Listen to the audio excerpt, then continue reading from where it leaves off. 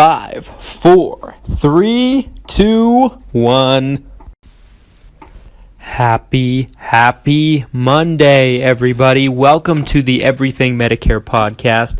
Today is June the 4th, and every single Monday I bring you a podcast where I talk about everything that has to do with your Medicare, your Medicaid, your Social Security, and everything that has to do with your retirement. My name is Christian Brindle. For those of you who don't know me, I live in Sandy, Utah, which is just outside of Salt Lake City, Utah. It's a suburb. And I have been working with Medicare people and specializing in Medicare programs for years now. I grew up around this stuff. I grew up in a family that was a Medicare family. My father has been a Medicare broker since, before I was even born. And I was put on earth to make this stuff easy for you. Wherever you are, however you might be listening to me, whatever you might be doing while you're listening to me, I am here to make your life a little bit easier. The last thing you need is some confusing rhetoric or some confusing program that you're forced to deal with by the government, but that's exactly what you get when you turn 65 or whenever you end up getting on your Medicare. That's exactly what you get. And people need a voice to simplify it, dumb it down, make it interesting, make it fun, and that's what I am and that's what I do. Today we're talking about penalties. And nowadays, no matter what age you are, in most situations, there's some exceptions of course, but in most situations, if you don't have credible coverage, if you don't have insurance, you get penalized. The government penalizes you. I'm not a fan of it. I don't agree with it. I don't think it's American, but nobody cares what I think too much. What people should care about is what I know about how to avoid it and what it has to do with you. Basically, folks, what people don't understand is Medicare is really not affected by the rules and the laws of Obamacare for the most part. They're like apples and oranges. Obamacare affects marketplace programs, insurance for people under the age of 65, Medicare's for people over the age of 65, and they have different rules, different penalties, all kinds of stuff. I'm talking to you about this stuff in 2018, so if you end up listening to this in 2019, 2020, 2021, heck, if you listen to this in 10 years, I'd be flattered, but if you listen to this in 10 years, the penalties are going to be completely different, way out of whack. Everything will probably be different. This is based off of right now, okay? Stay with me into the second segment, and I'm going to talk about what these penalties look like, how can they be caused, what can you do to avoid them, etc., etc. Stick with me.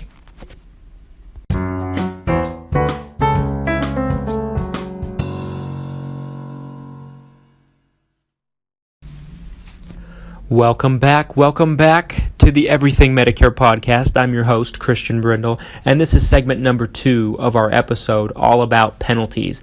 What are they? Why do you get them? What can you do to avoid it? We're going to first start by talking about, so basically, we've talked about this in episodes past, but Medicare is broken into different parts. You got Medicare Part A, Medicare Part B, Medicare Part C, Medicare Part D. And it confuses people, but we've talked about in past episodes the different parts, so I'm not going to jump too much into that because it'll take up the whole episode. If you're interested in knowing the different parts of Medicare, go back and watch my episodes about Part A, Part B, Part C, Part D. There should be an episode about each and every one where it breaks down exactly what they are, how they work, how does it affect you, what does it mean, but those are in those podcasts, and today we're talking about penalties. So if you haven't listened to those episodes yet, I'd recommend you go back and listen to those first before you listen to this one. So let's start with penalties for original Medicare. What I mean by original Medicare is Medicare Part A and Medicare Part B. Basically, it's very simple. When you turn 65, the first of your birth month, the month you turn 65. So let's say I'm turning 65 July next month. I'm not, for your information, but let's say I was, hypothetically speaking. Okay. Let's say I'm turning 65 July this next month. Okay. Let's say my birthday's on the 15th. Medicare always starts on the first of your birth month when you turn 65. However, there's an exception to that, and I have to say it, even though it doesn't affect many people. If your birthday happens to be on the 1st, it'll start a month sooner. So if my birthday was on July 1st, my Medicare would start June 1st. But for everybody else, that's the 2nd through the 28th, 29th, 30th, 31st, however many days your month has, your Medicare will start on the 1st of your birth month. So in my situation, let's say, well, not even my situation, I'm just giving you a hypothetical, my birthday is in August, but let's say my birthday is July 15th. My Medicare would be scheduled to start July the 1st. Now, if you're drawing off of your Social Security benefits every month, at the time you get to that point, you're automatically going to be enrolled in A and B. You don't have to do anything, say anything, whether you like it or not, you're going to be enrolled. And you get a red, white, and blue cardstock card in the mail. Depending on when you're listening to this, you'd either have your social on it with a letter after it or have a jumblized code. They're in the process of changing the Medicare numbers, and we're going to talk about that in a later episode. That's something you need to know. However, you're going to get this card, and they're going to start withholding the Part B premium of $134 per month from your Social Security check. So it won't show up on a statement. You won't see it. It'll just be lower. Let's say you're not drawing off your Social Security benefit, because I'd say more people draw at 66 than 62. Okay. It might be 50-50. But that's neither here or there. Let's say you're not drawing. Well, then they're not automatically going to enroll you, and you have to enroll yourself. You can do that on their website. You can go into their office. There's a lot of ways you can enroll yourself into A and B, but you have to do it. Let's say I just don't do it. I say, to hell with Medicare, to hell with the government. And I just don't do it. Some people do this. Or let's say they forget, or they're not aware, or they're not educated. They're not educated on the process. They just don't know what's going on. Because let's be fair, the government doesn't make it exactly easy for people to get this information out there. That's why people like me have a job. That's why I'm valuable to people, because I make something that's complicated easy. Okay, but that's neither here or there as well.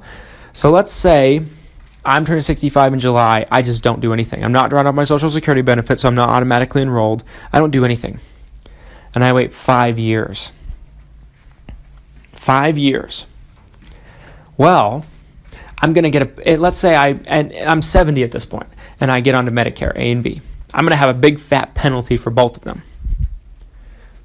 It depends on a lot of things. It depends on my income, depends on my situation, my state, a lot of things like that. But I'm going to have a penalty. All right.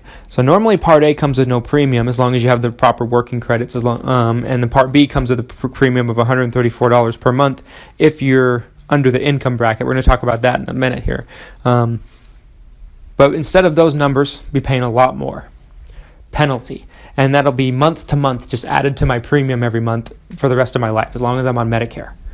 So what I tell people, I have some people contact me and say, hey, I have VA. I'm not even going to take Medicare. I'm not going to pay the $134. I tell people that's fine, but just realize if you don't take it now and you take it later, you're going to get penalized. That's only a good idea if you're comfortable not taking it for the rest of your life. That's something you got to think about. It's not something so easy. So kind of a big thing. So that's one penalty.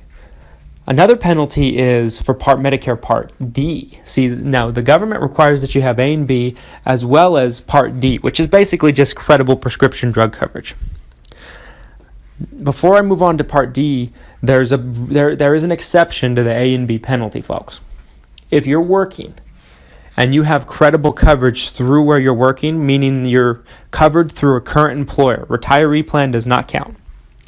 You're able to postpone taking A and B if you want to, and you can take it whenever you stop working or whenever you get off that plan, and it'll be a seamless transition and you won't have any penalty. So that's the exception. If you're working and you're receiving credible coverage through your work, not just you too. It could be your spouse's plan. You or your spouse. So that's an alternative to some people to avoid the penalty. I usually recommend taking Part A because it doesn't cost anything, if nothing less. It's one less thing you have to sign up for later, and it's free coverage that you paid for, you're entitled to. It's not free because you paid for it, but I just would take Part A, take Part B later. My personal opinion. Okay. But basically, let's say I'm not working. I turn 65 on July 15th. I don't do anything until I'm 70. So for 5 more years, I'm going to have a big fat penalty for A and B added onto it, and that's going to be every month for the rest of my life. So it'll ding you pretty hard. It's not like an Obamacare penalty where, and I know that's going away next year, but that's still current for this year, 2018. But let's say it's not like an Obamacare penalty where you get dinged on your taxes. You pay a little more on your taxes, that kind of thing. It's a monthly premium that's added on to your current premium, and it doesn't ever go away. There's no way around it. Like I said at the beginning, I don't like it. I don't agree with it, but it is what it is. There's another one called a Medicare Part D penalty. So let me paint another picture for you. Let's say I'm turning 65 in July. I get on A and B perfectly. I'm good. I don't do anything else. Let's say in 5 years I start taking a lot more prescriptions. I then pick up a Part D plan. Well, same thing. They're going to add a penalty on, and it's a percentage of like the average household income for that. Right now, I'd imagine, from my experience, if it's 5 years, you're probably looking at $20-ish, roughly. Could be more, could be less. But let's say my premium for this drug plan is $30 a month. They're going to add 20 on it, roughly. Could be more, could be less. And I end up paying $50, and that's every month. So the government requires that you have Medicare Part A, Medicare Part B, and a credible prescription drug program. We're going to talk about the last and final penalty that irks me the most when we come back. Stick with me for segment 3.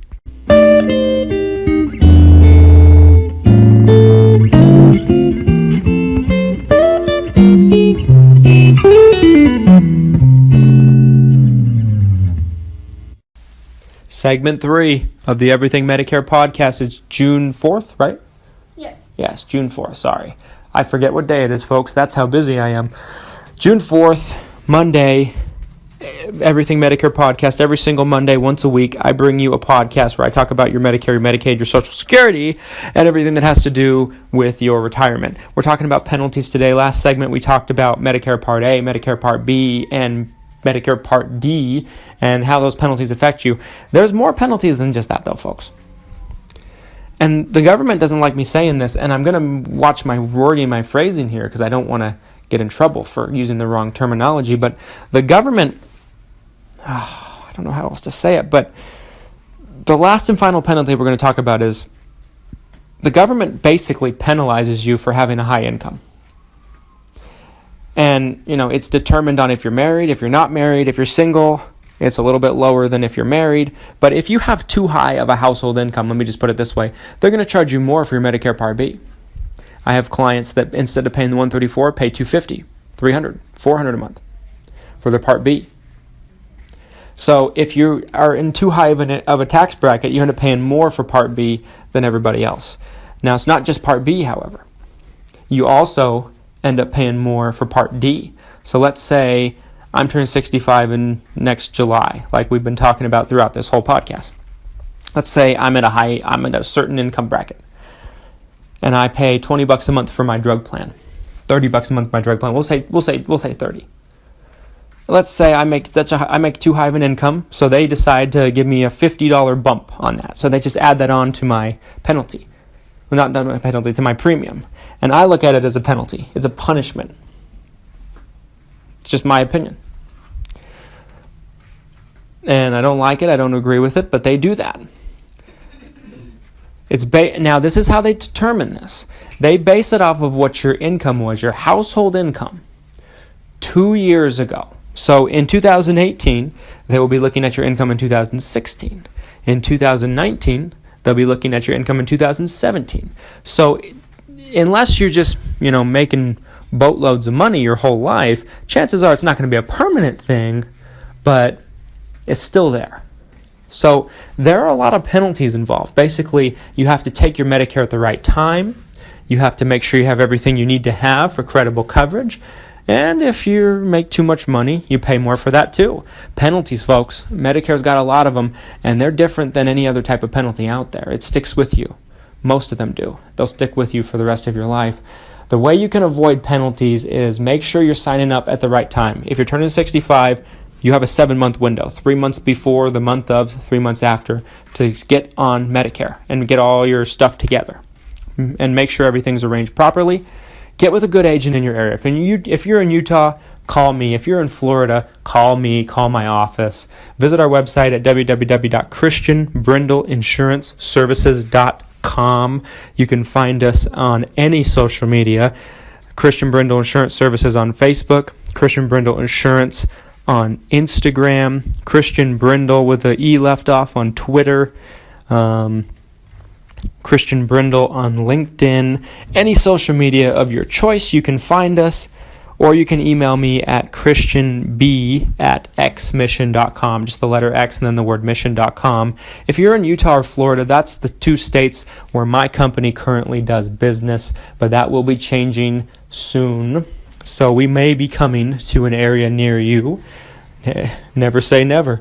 But if you're in any of these other states, because there's a lot of people in lots of other states, find a local agent. You can even contact me and see if I know somebody in your area that would be good to help you.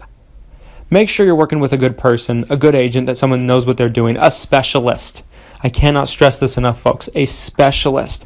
If you're working with an agent that does every type of insurance, they're doing travel insurance, they're doing car insurance, they're doing life insurance, they're doing annuities, they're doing financial planning, they're doing Medicare. They don't know anything about Medicare. They probably know slightly more than you do. Heck, you might know more than they do because you're listening to this podcast.